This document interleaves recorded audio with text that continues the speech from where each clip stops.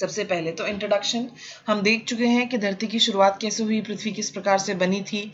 The nebula from which our solar system is supposed to have been formed started its collapse and core formation sometime 5.6 billion years ago and the planet formation around 4.6 billion years ago. हमारा जो solar system में है इसमें क्या क्या आता है, सौर मंडल हम जिसको कहते हैं, उसमें सबसे पहले तो आपका हमारा जो सूर्य है वो आता है. ओके, वो सूर्य जो है हमारा एक तारा है. तारा एग्जैक्टली क्या होता है? तारा कोई भी ऐसी हेवनली बॉडी होती है जिसकी अपनी लाइट होती है.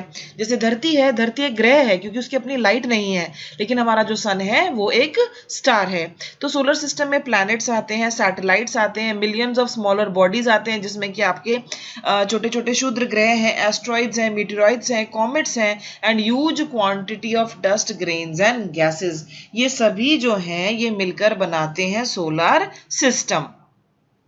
अब जो हमारे 8 प्लैनेट्स हैं उनको हमने 2 कैटेगरीज में डिवाइड किया है, इनर प्लैनेट्स और आउटर प्लैनेट. इनर प्लैनेट्स को हम हिंदी में क्या कहते हैं? इनर प्लैनेट्स को हम हिंदी में भीतरी ग्रह भी कहते हैं. ठीक है, हम इनको क्या कहते हैं? भीतरी ग्रह. जो पहले 4 हैं, मर्क्यूरी, वीनस, अर्थ और मार्स. आज के टाइम में टोटल 8 प्लैनेट्स हैं क्योंकि जो आपका लास्ट वाला था प्लूटो, पहले जो प्लैनेट हुआ करता था वो डिवॉल्व प्लैनेट है. तो पहले जो 4 हैं उनको हम इनर प्लैनेट्स या भीतरी ग्रह कहते हैं. और मार्स के बाद से जुपिटर, सैटर्न, यूरेनस और नेपच्यून, इनको हम कहते हैं outer planets. Inner planets, planets which lie between the sun and the belt of asteroids, Mercury, Venus, Earth और Mars, ये inner planets हैं. Planets which do not lie between the sun and the belt of asteroids, उनको हम outer planets या बाहरी ग्रह कहते हैं. Mercury, Venus, Earth and Mars are also called terrestrial, meaning Earth-like as they are made up of rocks and metals and have relatively high densities. ये जो हमारे बाहर वाले 4 हैं इनको हम जोवियन या गैस या जाइंट प्लैनेट्स भी कहते हैं. गैस प्लैनेट्स क्यों? क्योंकि ये अधिकतर जो हैं ये गैस से बने हुए हैं. अब हमारे सोलर सिस्टम में क्या क्या है? हमारे सोलर सिस्टम के कंपोनेंट्स क्या क्या है? सूर्य है, हमारे मेजर 8 प्लैनेट्स, डिवॉल्व प्लैनेट्स जिनको हम कहते हैं बौना ग्रह, जिसमें प्लूटो, सेरिस और एरिस आते हैं. इसके अलावा satellites and countless minor planets, उपग्रह और अनगिनत छोटे ग्रह, क्षुद्र ग्रह, मीटियोर, कॉमेट्स, डेब्री, ये सभी जो हैं ये मिलकर बनाते हैं सौर मंडल या ये हैं कंपोनेंट्स सोलर सिस्टम के. सबसे पहले बात करते हैं सूर्य की. अगर मैं आपसे पूछूं कि सूरज की उम्र कितनी है तो यहां पर दिया गया है 4.6 बिलियन ईयर्स से ज्यादा. 4.6 बिलियन वर्ष से ज्यादा सूर्य की उम्र है और अभी तक सूर्य जो है वो केवल अपनी आधी उम्र ही जिया है. हम ये कैसे अनुमान लगाते हैं? हम ये अनुमान इस तरह से लगाते हैं कि हम ये कैलकुलेट करते हैं कि सूर्य के ऊपर जो हीलियम और जो हाइड्रोजन है उसका जो रिएक्शन होता है उसकी वजह से जो सनलाइट वगैरह है वो सब होती है. तो एज जो है सूर्य की अब तक हम कितनी जो है हाइड्रोजन और हीलियम यूज अप हो चुकी है और कितनी रहती है उससे हम ये सब अंदाजे लगाते हैं. तो डायमीटर कितना है? डायमीटर देखिए यहाँ पर 1.3 मिलियन किलोमीटर्स. सूर्य के ऊपर तापमान 6000 degree centigrade on surface and 16 million degree centigrade in the core. सूर्य का भी एक आउटर हिस्सा है, एक इनर हिस्सा है. जो इनर हिस्सा है उसको हम कहते हैं कोर. हमने पृथ्वी के कोर के बारे में भी पढ़ा था. Density more than 1.41 times that of water. सूर्य की डेंसिटी कितनी है? Compared to the majority of stars in the Milky Way, the sun is rather large and bright. अगर हम दूसरे स्टार्स से तुलना करें, मिल्की वे सोलर सिस्टम जो है ये मिल्की वे का एक हिस्सा है. अगर हम दूसरों से तुलना करें तो सूर्य जो है ये ज्यादा बड़ा भी है और ज्यादा चमकीला भी है. Vast majority of the system's mass is in the sun, with most of the remaining mass contained in Jupiter and Saturn. Okay, करीब 98% vast majority of the system's mass is in the sun. और उसके बाद जो बचा कुचा मास रह जाता है वो जुपिटर और सन में है, सैटर्न में है. और जुपिटर और सैटर्न जो है, जुपिटर हमारा 8 ग्रहों का सबसे बड़ा प्लैनेट है और सैटर्न नंबर 2 पोजीशन पर है. A body's closest approach to the sun is called the perihelion. देखिए जो हमारे ग्रह वगैरह हैं वो सूर्य का चक्कर तो लगा रहे हैं. हमारी 2 मूवमेंट्स हैं पृथ्वी के, रोटेशन और रेवोल्यूशन. मान लीजिए ये सन है, गोलाकार में इसके चारों तरफ नहीं घूम रहे हैं प्लैनेट्स जो घूम रहे हैं उनका जो पाथ है वो इस तरह से है, एक्लिप्टिक है. तो एक पोजीशन ऐसी आती है, ये मैं इस तरह से इसको बनाना चाहूंगी, एक पोजीशन ऐसी आती है जब ग्रह जो है वो सन से सबसे दूर होता है, और एक पोजीशन आती है जब वो सन के सबसे पास होता है। वो पोजीशन जब वो सूर्य के सबसे निकट होता है, the bodies closest approach to the sun is called perihelion. Perihelion, P for perihelion and P for pass. तो जब सबसे पास होती है कोई हेवनली बॉडी, हीलियन, हीलियन में क्या आया, हीलियो, और हीलियो किससे संबंधित है, हीलियो सन से संबंधित है। ओके, तो a bodies closest approach to the sun is called perihelion, जबकि जो सबसे डिस्टेंट पॉइंट है, डिस्टेंट पॉइंट का मतलब क्या हुआ कि सूर्य और पृथ्वी में मैक्सिमम जो दूरी है, उस जो सबसे ज्यादा दूर वाली पोजीशन है, उसको हम कहते हैं एपहीलियन। ओके, तो perihelion, bodies closest approach to the sun is called perihelion, whereas its most distant point from the sun is called aphelion. The sun, which comprises nearly all the matter in the solar system, is composed of roughly 98% hydrogen and helium. सूर्य अधिकतर किस चीज के बना हुआ है, सूर्य में दो gases हैं, एक है हाइड्रोजन और दूसरी है हमारी हीलियम। और जो जुपिटर और सैटर्न है, which comprises nearly all the remaining matter, they possess atmospheres which are composed of roughly 99% of these elements. अभी हमने सूर्य के बारे में जाना, आइए अब हम देखते हैं प्लैनेट्स क्या होते हैं। प्लैनेट्स क्या होते हैं, कोई भी celestial body moving in an elliptical orbit around a star, the sun is known as a planet. देखिए, एक खगोलीय पिंड जो किसी तारे अथवा सूर्य के चारों ओर एक अंडाकार कक्षा में घूर्णन करता है, ग्रह कहलाता है। बीच में हमारा सन है, ठीक है, हमारे जो 8 प्लैनेट्स हैं वे इसके चारों ओर घूम रहे हैं। तो कोई खगोलीय पिंड जो किसी तारा, सूर्य जो है वो एक तारा है, उसके चारों ओर अंडाकार में, इक्लिप्टिकल में, ठीक है, ये बिल्कुल गोलाकार में नहीं घूमेगा, ये इस तरह से घूमेगा, ओवल शेप थोड़ा सा, इसको हम क्या कहते हैं, इसको हम प्लैनेट कहते हैं। प्लैनेट्स को जैसा कि हम देख चुके हैं 2 कैटेगरीज में डिवाइड किया गया है, इनर प्लैनेट्स और आउटर प्लैनेट्स। इनर प्लैनेट्स में आते हैं मर्क्यूरी, वीनस, अर्थ और मार्स, और आउटर प्लैनेट्स में आते हैं जुपिटर, सैटर्न, यूरेनस, नेपच्यून और प्लूटो को हम अब डिवॉर्फ प्लैनेट कहते हैं। इनर प्लैनेट्स जो है, पहले उनके बारे में बात करते हैं। The inner solar system comprises terrestrial planets and asteroids. जो हमारा इनर सोलर सिस्टम है उसमें 4 ग्रह आते हैं, मर्क्यूरी, वीनस, अर्थ और मार्स, और इसके अलावा एस्ट्रॉइड्स आते हैं। Compose mainly of silicates and metals. ये जो ग्रह हैं ये मोस्टली सिलिकेट्स और मेटल्स के बने हुए हैं। The 4 inner and terrestrial planets have dense Rocky composition. Okay, 4 आंतरिक अथवा पार्थिव ग्रहों की संरचना सघन एवं चट्टानी है, कुछ के पास कोई उपग्रह नहीं है एवं वलय प्रणाली भी नहीं है। तो ये जो अधिकतर हैं इनके पास ये डेंस रॉकी कॉम्पोजिशन इनकी है, फ्यू और नो मून्स, इनके अपने सैटेलाइट्स नहीं है, या फिर हो सकता है इनका कोई रिंग सिस्टम भी ना हो। बाहर वाले जो हैं हमारे आउटर प्लैनेट्स, उनमें आप देखेंगे कि मून्स भी ज्यादा हैं एज इन कंपैरिजन, और कुछ एक का रिंग सिस्टम भी है। They are composed largely of refractory minerals such as silicates which form their crust and mantles and metals such as iron and nickel which form there course. इसके बाद मैं अब आपके साथ बात करूंगी इनर प्लैनेट्स में से एक एक ग्रह हम लेते जाएंगे। सबसे पहले हम बात करते हैं मर्क्यूरी की या फिर बुध ग्रह की। Mercury is similar to the moon, ये चंद्रमा के समान है, with a surface dominated by craters and a young area of dark plains presumably made of floods of lava. ये सबसे छोटा ग्रह है, स्मॉलेस्ट इन साइज है, सूर्य के सबसे निकटतम है। तो सूर्य के सबसे निकट है तो सूर्य के चारों ओर परिक्रमा करने में, एक चक्कर लगाने में सबसे कम समय लेगा, 88 days to complete 1 round around the sun. इसका अपना कोई उपग्रह नहीं है, इसका अपना कोई वायुमंडल नहीं है, परंतु ये सेकंड हॉटेस्ट प्लैनेट है। वैसे तो सूर्य के सबसे करीब होने की वजह से ये हॉटेस्ट प्लैनेट होना चाहिए, परंतु ये हॉटेस्ट प्लैनेट नहीं है, ये सेकंड हॉटेस्ट प्लैनेट है। और अगर हम डेंसिटी की बात करें, सेकंड डेंसेस्ट है आफ्टर द अर्थ। पृथ्वी जो है वो सबसे ज्यादा डेंस प्लैनेट है। आपको बहुत अच्छे से पता है कि हमारा जो कोर है वो किस चीज का बना हुआ है, पृथ्वी का जो कोर एरिया है वो निकल और आयरन का बना हुआ है, निफे कहते हैं हम उसको। तो जाहिर सी बात है पृथ्वी की डेंसिटी बहुत ज्यादा होने वाली है क्योंकि वहां पर मेनली आपका आयरन है। तो second densest after the earth है ये, इस पर कोई पानी नहीं है, इसका कोई उपग्रह नहीं है। उपग्रह क्या होता है? ये एक ऐसी हेवनली बॉडी है जो प्लैनेट के चारों ओर चक्कर लगाती है, तो इसका अपना कोई भी नेचुरल सैटेलाइट नहीं है। हम बात कर रहे हैं मर्क्यूरी की। वीनस, वीनस को हम धरती का जुड़वा ग्रह भी कहते हैं, इसको हम भगिनी ग्रह भी कह देते हैं, इसको पृथ्वी का जुड़वा माना जाता है, often compared to be the Earth's twin. इसके ऊपर बहुत सारे हाई प्लेटूज हैं, फोल्डेड माउंटेन बेल्ट्स हैं, न्यूमरस वोल्केनोज हैं और रिलेटिवली स्मूथ वोल्केनिक प्लेन्स हैं। It is much drier than the Earth, okay, शुष्क है ये, and its atmosphere is 90 times as dense. ये ब्राइटेस्ट है, चमकीला है और हॉटेस्ट प्लैनेट है, इसके ऊपर कोई पानी नहीं है।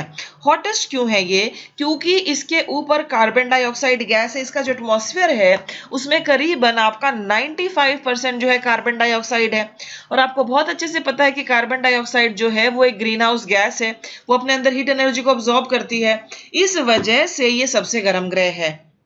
इसके ऊपर हमेशा आपको घने बादल नजर आएंगे, इसलिए हम इसको वेल्ड प्लैनेट भी कहते हैं, अदृश्य ग्रह भी कहते हैं।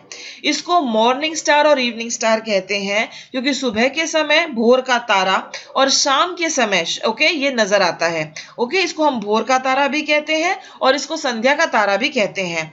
इसका भी कोई भी सैटेलाइट नहीं है। अब इसको हम पृथ्वी का जुड़वा क्यों कह रहे हैं? क्योंकि साइज वगैरह में ये करीब करीब पृथ्वी के बराबर है। पृथ्वी bulged very slightly at the equator and little flat at the north and south poles। पृथ्वी का आकार कैसा है अगर आपसे कोई पूछे तो राइट शब्द तो है हमारा जियोइड है, ठीक है। जियोइड का मतलब क्या होता है? संतरे जैसा। होता क्या है इसमें कि गोल नहीं होता है, जो सेंट्रल पोर्शन है वहां से थोड़ा बाहर को निकला होता है इस तरह से, और यहां वाला जो पोर्शन होता है वो हल्का सा चपटा होता है। Okay, large enough to develop and retain an atmosphere and a hydrosphere. पृथ्वी के ऊपर अपना एक जलमंडल है और अपना एक वायुमंडल है। A ray of light from the sun takes about 8 minutes to reach the earth. 8 minute और कुछ सेकंड के भीतर सूर्य की रोशनी धरती पर पहुंचती है, वहां से इतना टाइम लगता है। Light takes only a second to reach us from the moon. पृथ्वी के बारे में और बातें करते हैं। पृथ्वी को हम गोल्डीलॉक्स जोन भी कहते हैं। गोल्डीलॉक्स जोन इसको हम क्यों कह रहे हैं? क्योंकि जीवन के लिए आवश्यक हर चीज जो है वो पृथ्वी के ऊपर उपलब्ध है। Largest of the inner planet है ये। ओके, अर्थ जो है ये largest of the inner planet है। वाटरी प्लैनेट या ब्लू प्लैनेट भी इसको कहा जाता है। वाटरी प्लैनेट क्योंकि इसका 70% हिस्सा जो है वो पानी से कवर्ड है। It moves west to east on its axis in 23 hours 56 minutes and 4 seconds. Very very important. हम बात कर रहे हैं पृथ्वी की जो मूवमेंट है अपने एक्सिस पर। ये जो मूवमेंट है ये 23 आवर्स 56 मिनट्स और 4 सेकेंड्स में कंप्लीट होती है। बाकी सभी प्लैनेट्स जो हैं they move from west to east except Venus. All planets move from west to east except Venus. Venus move होता है ईस्ट टू वेस्ट और यूरेनस इस तरह से मूव होता है फ्रॉम नॉर्थ टू साउथ। ये डेंसेस्ट प्लैनेट है पृथ्वी, जैसे कि हम बात कर चुके हैं। इसका अपना सैटेलाइट है जो कि मून है, और ओबलेट स्फेरॉइड या जियोइड जो है ये पृथ्वी का शेप है। अगला ग्रह है हमारा मंगल ग्रह। जरूर आपने इसके बारे में सुना होगा। ओके, काफी सारे हमारे इसके ऊपर रिसर्च वगैरह होती है। Surface has been dynamic, almost every geological feature is gigantic. Wind action is also an important process on Mars. पवन क्रिया भी मंगल पर एक महत्वपूर्ण प्रक्रिया है। Polar regions are covered with alternating layers of ice and wind blown sediments. क्योंकि हवा हमेशा चलती है तो बहुत सारा विंड ब्लोन सेडिमेंट है इसके ऊपर। इसके ऊपर एक एटमॉस्फेयर है जो कि मेनली कार्बन डाइऑक्साइड का बना हुआ है। Its surface peppered with vast volcanoes. इसके सरफेस के ऊपर बहुत बड़े बड़े वोल्केनोज हैं, जैसे कि ओलंपस मॉन्स है, रिफ्ट वैलीज हैं सच एज वैली, उसके यहाँ पर आपका वालेस मेरिनर्स भी है। उसके बाद red colour comes from iron oxide rust in its soil. अगर आप कभी दूरबीन वगैरह से देखते हैं और आपकी किस्मत अच्छी है, आपको मार्स नजर आता है, तो आपको ये लाल से रंग का नजर आएगा। और इस लाल से रंग का कारण क्या है? क्योंकि यहाँ पर जो सॉइल है उसमें आयरन ऑक्साइड पाई जाएगी, इसलिए हल्का सा ये रेडिश होगा, रेडिश ब्राउन। मार्स जो है it is smaller than earth and Venus among the inner planets. तो ये वीनस और अर्थ से छोटा है। ओके, वीनस के बारे में तो हम कह चुके हैं कि वो आकार में लगभग पृथ्वी के जितना ही बड़ा है, इसलिए तो उसको हम पृथ्वी का जुड़वा कह रहे थे। It is smaller than earth and Venus among the inner planets. इसको रेड प्लैनेट भी कहा जाता है because of presence of iron in the soil. Highest mountain जो है इसके ऊपर वो है Nix Olympia. Phobos and Deimos are two satellites. Phobos and Deimos are two satellites of Mars. Mars के जो दो सैटेलाइट है उनके नाम देखिए, वो है हमारे Phobos and Deimos। वो फोबोस और डीमोस है।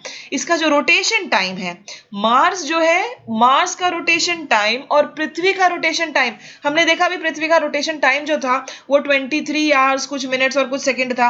अप्रोक्सीमेट मोटा मोटा सा वो 24 घंटे के आसपास है। मार्स का जो रोटेशन टाइम है वो 24.6 आवर्स है। फास्टेस्ट रोटेशन टाइम का मतलब अपने एक्सिस पर वो एक चक्कर कब लगा लेगा। फास्टेस्ट रोटेशन टाइम जो है वो जुपिटर का है।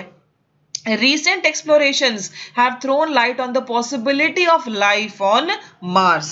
हाल के अन्वेषण ने मंगल ग्रह पर जीवन की संभावना के ऊपर प्रकाश डाला है। फिर है हमारी एस्ट्रॉइड बेल्ट। हम पहले जो 4 इनर प्लैनेट्स हैं हम उनको कर चुके हैं, उसके बाद एस्ट्रॉइड बेल्ट आ जाती है और उसके बाहर जितने हैं उनको हम आउटर प्लैनेट्स कहते हैं। अब जरा इस एस्ट्रॉइड बेल्ट के बारे में भी हम देख लेते हैं। Millions of objects remnants of planetary formation, यानी कि प्लैनेटरी फॉर्मेशन के जो अवशेष हैं वो circle the sun in a zone lying between Mars and Jupiters. They are known as asteroids. लाखों पिंड, ग्रहों के अवशेष सूर्य को मंगल और बृहस्पति के बीच के क्षेत्र के रूप में चिन्हित करते हैं। Fragments of asteroids break off to form meteoroids which can reach the earth surface. Asteroids are small solar system bodies which are composed mainly of refractory rock and metallic minerals with some ice. ये सब है asteroid के बारे में।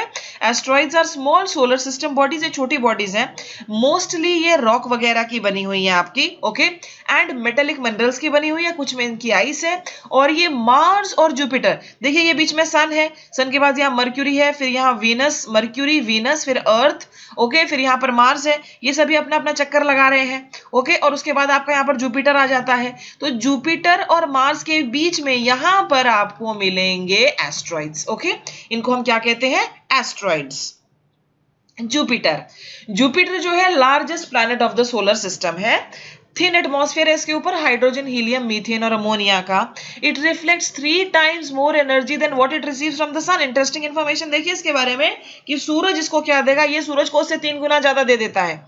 It reflects 3 times more energy than what it receives from the sun, यानी कि इसके स्वयं के अंदर, इसके भीतर काफी सारी हीट एनर्जी स्टोर्ड है। इसके ऊपर सूर्य से प्राप्त ऊर्जा की तुलना में 3 गुना अधिक ऊर्जा परावर्तित करता है। सूर्य के ऊपर बड़ा लाल धब्बा है। उपग्रहों की सबसे अधिक संख्या इसी के पास है। It has largest number of satellites, और इसके जो सैटेलाइट्स हैं जो इसका चक्कर लगा रहे हैं उनमें सबसे बड़ा है गैनीमीड, लार्जेस्ट सैटेलाइट है ये, आयो, यूरोपा और कैलिस्टो। इसका जो रोटेशन टाइम है वो फास्टेस्ट है, 9.9 hours, 9.9 hours fastest rotation time. Uranus, Uranus का के ऊपर no solid surface, enveloped in a thick atmosphere of hydrogen and helium. इसके ऊपर जो एटमॉस्फेयर है पूरी तरह हाइड्रोजन और हीलियम का बना है। अब हम इन जिन प्लैनेट्स के बारे में बात कर रहे हैं इनको हम जोवियन प्लैनेट्स कहते हैं ना।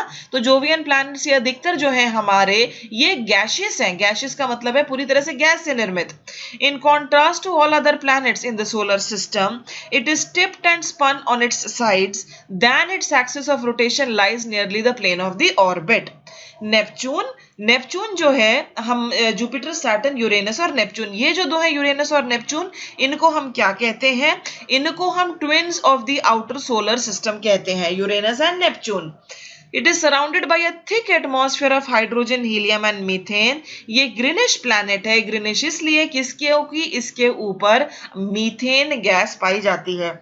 मीथेन गैस की उपस्थिति की वजह से ये ग्रीनिश प्लैनेट है। Pluto and Charon, dwarf planet Pluto, largest known object है in the Kuiper belt. Pluto was moved into the list of dwarf planets along with Ceres and Eris.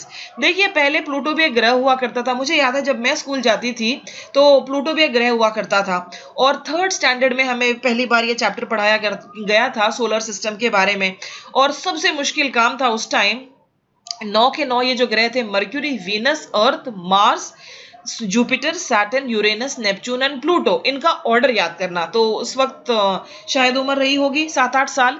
और मैं आपको बताना चाहूंगी कि हमारे जो टीचर थे बड़े इंटरेस्टिंग थी, बहुत बढ़िया टीचर। उन्होंने एक लाइन, एक सेंटेंस हमें बोला था याद करने के लिए, और वो सेंटेंस ये था, my very educated mother, my very educated mother just showed us 9 planets. Okay, my very educated mother just showed us 9 planets. Okay, अब उसके बाद इन्होंने कहा पहला अल्फाबेट ले लो, M से यहां मर्क्यूरी, V से वीनस, E से अर्थ, M से मार्स, J से जुपिटर, S से सैटर्न, U से यूरेनस, N से नेपच्यून और P से प्लूटो।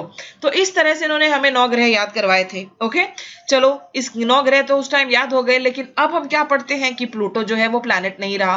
देखिए प्लूटो प्लैनेट क्यों नहीं रहा, 2007 के आसपास की बात है ये, कि जो हमारे इस तरह के अध्ययन करते हैं उन लोगों का एक बहुत बड़ा सम्मेलन हुआ, और किसी भी प्लैनेट को प्लैनेट कहने के लिए बेहद जरूरी है कि वो 2 डेफिनेशंस को सेटिस्फाई करे। नंबर 1 तो क्या है कि उसका अपना एक इंडिपेंडेंट ऑर्बिट हो सूर्य के चारों ओर, और वो किसी और ग्रह के ऑर्बिट को काट कर ना जाता हो। तो हमारा जो प्लूटो था ये नेपच्यून का इस तरह से काट कर जाता था, तो इसका ये जो इंडिपेंडेंट ऑर्बिट वाला था ये नहीं हुआ, क्योंकि प्लूटो से पहले कौन सा ग्रह है, नेपच्यून है, राइट। अगर नेपच्यून जो है वो सूर्य का चक्कर इस तरह से लगा रहा है, तो प्लूटो को भी इस तरह से ही चक्कर लगाना था राउंड में, लेकिन वो इसके एरिया में से इस तरह से घुस के जा रहा था। नंबर 1 तो ये गड़बड़ हो गई प्लूटो से।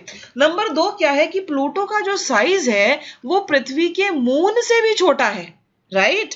तो आपको प्लैनेट कहलाने के लिए आसपास के क्षेत्र में आपके जितने ही साइज का कोई आकार का दूसरी हेवनली बॉडी ना हो, ऐसा होना जरूरी था। लेकिन प्लूटो के केस में ऐसा नहीं, प्लूटो के केस में ऐसा नहीं था। प्लस मून भी बुरा मान रहा था कि अरे मेरे को तो सैटेलाइट कह रहे हैं और प्लूटो को कह रहे हैं ये प्लैनेट है। तो फाइनली फिर 2007 में डिसाइड किया गया कि प्लूटो अब से जो है प्लैनेट नहीं रहेगा, प्लूटो को हम कर देते हैं डिवॉर्फ प्लैनेट। तो dwarf planet Pluto is the largest known object in the Kuiper belt. Pluto was moved into the list of dwarf planets along with Ceres and Eris. तो Ceres and Eris क्या है, ये भी नाम है दूसरे dwarf planets के। अब ये भी जानते हैं कि ये आपकी काइपर बेल्ट क्या है, माफ कीजिए प्रोनाउंसिएशन इसकी काइपर बेल्ट है। The Kuiper belt is a great ring of debris smaller to the asteroid belt but consisting mainly of objects composed primarily of ice. जो काइपर बेल्ट है ये शूद्र ग्रह बेल्ट की भांति अवशेषों का एक विशाल वलय है, परंतु इसमें मुख्य रूप से वे पिंड शामिल हैं जो हिम द्वारा बनते हैं। ओके, ये थे हमारे आउटर प्लैनेट्स। अब हम चलते हैं अदर सोलर सिस्टम ऑब्जेक्ट्स पर, जिसमें नाम आएगा कॉमेट्स के बारे में, जिसमें हम सैटेलाइट्स के बारे में भी पढ़ेंगे। कॉमेट क्या होता है, धूमकेतु क्या होता है। A comet is an icy small solar system body when passing close to the sun heats up and begins to outgas, displaying a visible atmosphere or coma and sometimes also a tail. अब ये comet क्या है, धूमकेतु है द्वारा निर्मित एक छोटा सा सौर मंडलीय पिंड है जो सूर्य के निकट से गुजरते समय गर्म हो जाता है एवं गैस छोड़ना शुरू कर देता है। ऐसा करते समय एक दृश्यमान वातावरण या कोमा अथवा कभी कभी पूंछ भी होती है। These phenomena are due to the effects of solar radiation and solar wind upon the nucleus of the comet. Short period comets originate in the Kuiper belt and it associates a scattered disk which lie beyond the orbit of Neptune. Comets generally ice और dust के बने होते हैं, originated outside our solar system. Their elliptical orbit brings them close to the sun into the inner solar system. Comets are among the most spectacular and unpredictable bodies in the solar system. इनके बारे में कुछ नहीं कहा जा सकता। इनका निर्माण किससे होता है? इसका निर्माण जमी हुई गैसों से, पानी, अमोनिया, मीथेन, कार्बन डाइऑक्साइड से हुआ है, जो चट्टानों और धातु खनिजों के छोटे टुकड़ों को एक साथ संगठित करती है। सबसे बड़ा धूमकेतु हेली धूमकेतु है, जो पृथ्वी की कक्षा के निकट 76 वर्षों में आता है। One of the largest comets is the Halley's Comet. The orbit of Halley's Comet brings it close to the Earth once in 76 years. मीटेरॉइड क्या होता है? मीटेरॉइड के बारे में हमने ओरिजिन ऑफ द अर्थ के बारे में भी पढ़ा था, जिसमें इंटीरियर ऑफ द अर्थ जो था उसमें भी इसका जिक्र आया था।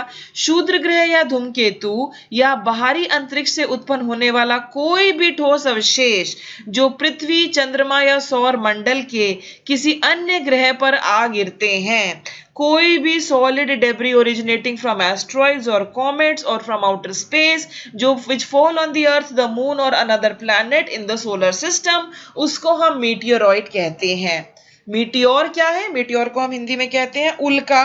A body of matter, okay, a body of matter traveling at a great speed through space, which becomes luminous when enters into the atmosphere at about 200 km above the earth's surface because it is heated by friction. द्रव्य युक्त एक ऐसा पिंड जो आकाश में तेज गति से घूम रहा है एवं पृथ्वी की सतह से करीब 200 किलोमीटर ऊपर वायुमंडल में प्रवेश करने पर यह चमकने लगता है। फ्रिक्शन की वजह से यह गर्म हो जाता है, गर्म होकर चमकने लगता है। फ्रिक्शन कॉजेज हीटिंग, ये आपको पता होगा। Generally this latter process dissipates the material into meteoric dust. A meteor is popularly termed as a shooting star or even a falling star. Largest meteor crater. A meteor crater in Arizona, USA is 4,200 feet, 1,300 meter deep is the largest meteor crater in the world. It was formed over 10,000 years ago. एक उल्का लोकप्रिय रूप से shooting star या टूटता हुआ तारा भी कहलाता है। बहुत सारे लोग इसको देखकर मन्नत वगैरह मांगते हैं, शायद ऐसा सुना है मैंने। सबसे बड़ा उल्का गड्ढा जो है एरिजोना यूएसए में एक उल्का क्रेटर जो कि 1300 मीटर गहरा दुनिया में सबसे बड़ा उल्का गड्ढा है। यह 10,000 साल पहले बना था। वीनस वर्सेस अर्थ, शुक्र एवं पृथ्वी तुलनात्मक अध्ययन, इन दोनों के बारे में। मैंने जैसे कहा था आपको कि क्यों हम वीनस को पृथ्वी का जुड़वा कहते हैं। सेम साइज है दोनों का, जुड़वा होंगे तो भाई एक जैसे तो दिखेंगे जरूर, तो साइज सेम होना जरूरी है। Have the same mass, have similar composition and also neighbouring planets, इसलिए हम इन दोनों को आपके जो वीनस है उसको हम जुड़वा ग्रह कह रहे हैं पृथ्वी का। डिफरेंस क्या है? Atmosphere of Venus is about 100 times thicker than the Earth and has surface temperatures which are extremely hot. जैसा कि हम बात कर ही चुके हैं कि कार्बन डाइऑक्साइड जो है वो 95% के आसपास है आपके वीनस में। Venus does not have life of water. Venus also rotates backwards compared to the Earth and other planets. दोनों की रोटेशन भी आपके अलग अलग डायरेक्शंस में है। मार्स की तुलना करते हैं पृथ्वी से, has 53% the diameter of earth, छोटा है, 10% mass of the earth. Surface gravity on earth is only 38% of gravity of surface gravity on Mars is only 38% gravity of the earth. Atmosphere of Mars is less than 1% the thickness of the earth's atmosphere. Furthermore, it's made up of 95% carbon dioxide. तो Mars पर भी 95% carbon dioxide है। शुक्र है भगवान का हमारे यहाँ ज्यादा कार्बन डाइऑक्साइड नहीं है, परंतु हम कार्बन डाइऑक्साइड बढ़ाने में लगे हुए तो जरूर हैं। ओके, भगवान करे कभी भी बढ़े ना ये। बात करते हैं चंद्रमा की। Important fact, all the planets except Venus and Uranus rotate in anti-clockwise direction. Venus के बारे में हम बात कर चुके हैं, यूरेनस के बारे में हम बात कर चुके हैं। बात करते हैं मून के बारे में। मून जो है ये एक मात्र प्राकृतिक उपग्रह है पृथ्वी का। ओके, चंद्रमा पृथ्वी का एक मात्र प्राकृतिक उपग्रह है। It is now generally believed that the formation of moon as a satellite of the earth is an outcome of a giant impact और what is described as the big splat. कुछ एक बुक्स में ये दिया हुआ है कि moon जो है वो पहले पृथ्वी का ही एक हिस्सा था, फिर उसके बाद ये पृथ्वी से अलग हो गया। ओके, अब ये बिग स्प्लैट क्या है हम उसके बारे में बात करते हैं। धरती के गठन के कुछ समय बाद मंगल ग्रह के आकार का 3 गुना एक पिंड जो है वो पृथ्वी से टकराया। इसने अंतरिक्ष में पृथ्वी के एक विशाल भाग में विस्फोट कर दिया और विस्फोटित पिंड का अवशेष पृथ्वी की कक्षा में ही घूर्णन करता रह गया। अंततः यह वर्तमान चंद्रमा के रूप में सामने आया जो 4.44 बिलियन वर्ष पूर्व निर्मित हुआ था। तो ये बिग स्प्लैट क्या है? बिग स्प्लैट ये है कि एक बहुत बड़ा तारा जो है, not Tara, I am sorry, एक बहुत बड़ा जो पिंड था वो पृथ्वी से टकराया था और उसके बाद पृथ्वी का एक हिस्सा जो है वो पृथ्वी से अलग हो गया था, लेकिन ग्रेविटेशनल पुल में वो बंध रहा और पृथ्वी के चारों तरफ ही चक्कर काटता रहा। ये आज के जमाने का हमारा चंद्रमा है। A body of the size of 1 to 3 times that of Mars collided into the Earth. Sometime shortly after the Earth was formed, it blasted a large part of the Earth into space. This portion of blasted material then continued to move around the Earth and eventually formed into the present Moon. Moon को पृथ्वी का चक्कर लगाने में कितना समय लगता है? 27 days. Rotation revolution time इसका करीब करीब सेम है। It takes exactly the same time to complete one spin. As a result, only one side of the moon is visible to us on the earth. Universe के बारे में कुछ बातें देखते हैं। स्टार क्या होता है? एक हेवनली बॉडी जिसकी अपनी रोशनी होती है। कॉस्मोलॉजी क्या है? ब्रह्मांड विज्ञान क्या है? यह है ब्रह्मांड का अध्ययन। हिंदी में तो बड़ा आसान लगता है, कॉस्मोलॉजी स्टडी ऑफ यूनिवर्स है। 3 थ्योरीज जो है यूनिवर्स किस प्रकार से बना, सबके बारे में हम इनको कर चुके हैं। बिग बैंग थ्योरी जो एडविन हबल ने दी है, मॉडर्न थ्योरी है ये, ओके, जिसमें कि ये कहा गया था कि पहले सारा का सारा जितना मैटर था वो एक एटम में था। फिर हमारा है related to formation of universe heliocentric theory. Heliocentric theory किसने दी है? ये कॉपरनिकस ने दी है, जिसमें ये कहा गया है कि सन जो है वो बिल्कुल सेंटर में है। हीलियोसेंट्रिक, सेंटर में कौन है? हीलियो, हीलियो मीनिंग सन। पृथ्वी सॉरी सन जो है वो बिल्कुल बीच में है, सभी ग्रह उसके चारों तरफ चक्कर लगा रहे हैं। पहले दूसरी थ्योरी मानी जाती थी जो जियोसेंट्रिक थ्योरी थी, और ये किसने दी थी? ये टॉलमी ने दी थी। और इनका ये कहना था कि नहीं, पृथ्वी, जियो मीन्स पृथ्वी, पृथ्वी जियोसेंट्रिक थियरी, तो ये पृथ्वी जो है वो बीच में है और सारे सूर्य इंक्लूडिंग बाकी सारे ग्रह पृथ्वी का चक्कर लगा रहे हैं। बाद में हमारी ये गलतफहमी किसने दूर की? कॉपरनिकस ने दूर की। उन्होंने कहा जरा सही बात सुन लीजिए, हीलियोसेंट्रिक थ्योरी जो है उसके अनुसार जो है सूर्य बीच में है। मिल्की वे आकाशगंगा, galaxy of which solar system is a part. Milky way या आकाशगंगा क्या है? ये वो गैलेक्सी है जिसका एक हिस्सा है आपका सोलर सिस्टम। एंड्रोमीडा गैलेक्सी, हमारी गैलेक्सी मिल्की वे या आकाशगंगा है, और एंड्रोमीडा गैलेक्सी आकाशगंगा के करीब दूसरी गैलेक्सी है, नियरेस्ट गैलेक्सी। एंड्रोमीडा गैलेक्सी आकाशगंगा की निकटतम गैलेक्सी है। लाइट ईयर क्या होता है? लाइट ईयर होता है distance travelled by light in 1 year, और लाइट से ज्यादा तेज गति से ट्रैवल करने वाली कोई भी दूसरी चीज नहीं है। Distance travelled by light in 1 second, it is used to measure very large distances in universe. आप कल्पना तक नहीं कर सकते कि सूर्य कितनी दूर होगा, चंद्रमा कितनी दूर होगा, मार्स हमसे कितनी दूर होगा। अब इन सब चीजों को कैलकुलेट करने के लिए हमारे पास लाइट ईयर्स हैं। अब लाइट 1 सेकेंड में कितना ट्रैवल कर लेती है? Light travels at a speed of 3 × 10⁸ metres per second. ये स्पीड है लाइट की 1 सेकेंड में। और एक लाइट ईयर क्या होता है? एक लाइट ईयर जो है वो एग्जैक्टली 1 साल में लाइट कितना डिस्टेंस ट्रैवल करेगी वो है। ये 1 सेकेंड है, 3 × 10⁸, ठीक है। तो 1 लाइट ईयर जो है 9.461 × 10⁻15 मीटर्स है। एक प्रकाश वर्ष 9.461 को हमने गुना किया है, मल्टीप्लाई किया है इंटू 10⁻15 से। कॉन्स्टेलेशन क्या है? ये ग्रुप ऑफ मेजर स्टार्स है। काफी बार आप आसमान में देखेंगे आपको तारे एक आकृति बनाते हुए नजर आएंगे, तो वो तारे जो कोई आकृति बनाते हैं उसको हम कॉन्स्टेलेशन कहते हैं, और इसमें नाम आता है उर्सा मेजर का। ये सभी कुछ था सोलर सिस्टम के बारे में, जिसमें हमने सन के बारे में, मून के बारे में, सभी प्लैनेट्स के बारे में, मीटियोर्स के बारे में, कॉमेट्स के बारे में, सबके बारे में बात की। So I wish you all the best. देखने के लिए बहुत बहुत धन्यवाद। Thank you, bye bye.